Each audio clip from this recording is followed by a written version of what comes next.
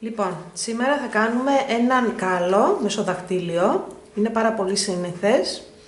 Τον βρίσκουμε εδώ, ανάμεσα στο μικρό και στο επόμενο δάχτυλο. Τι κάνουμε? Για αρχή, παίρνουμε το μεγάλο πάχος του τύλου, γιατί είναι ένας τύλος κάλος αυτή τη στιγμή εδώ, το πολύ δηλαδή. Αυτό. Έτσι. Αποχωρίζουμε τα δύο δάχτυλα έτσι ώστε να μην κόψουμε την ασθενής μας. Χρησιμοποιούμε νηστεράκι φυσικά για το πάχος. Βλέπουμε λοιπόν εδώ τη μήτρα του κάλου, από εδώ που γίνεται ο κάλος, είναι αυτό εδώ το μικρό σημαδάκι. Οπότε τι κάνουμε? Στοχεύουμε να βγάλουμε αυτό το μικρό σημαδάκι που είναι η πηγή του κακού, μπορούμε να το πούμε, και να καθαρίσουμε και περιμετρικά το υπόλοιπο.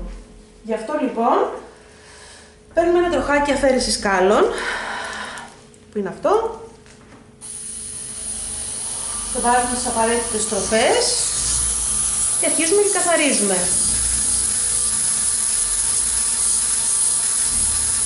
Καθαρίζουμε λοιπόν όλη την επιφάνεια περιμετρικά.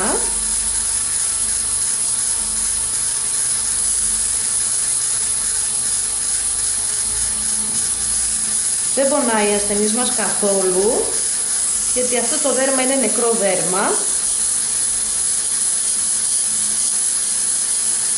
Και φτάνουμε λοιπόν στο σημείο του κάλου, του τύλου μάλλον. Κάνουμε αυτή την κίνηση.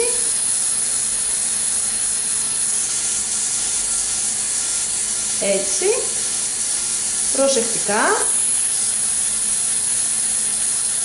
Και είναι έτοιμος. Τώρα χρειαζόμαστε ένα φινίρισμα.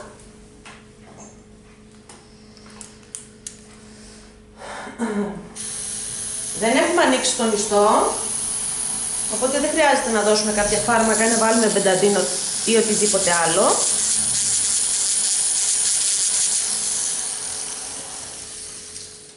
Και αν υπάρχει από τη μία μεριά, συνήθως υπάρχει και από την άλλη μεριά στο μικρό δαχτυλάκι. Εδώ δεν υπάρχει όμως, πάντα το τσεκάρουμε αυτό και αφαιρούμε και το διπλανό.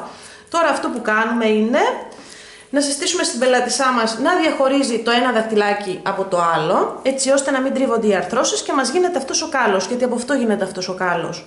Βάζουμε ή ένα βαμβάκι ή μια σιλικόνη, διαχωριστικό, μια φετούλα που την παίρνουμε από τα φαρμακεία. Αυτά είχα να πω. Καλή προσπάθεια, καλό αποτέλεσμα.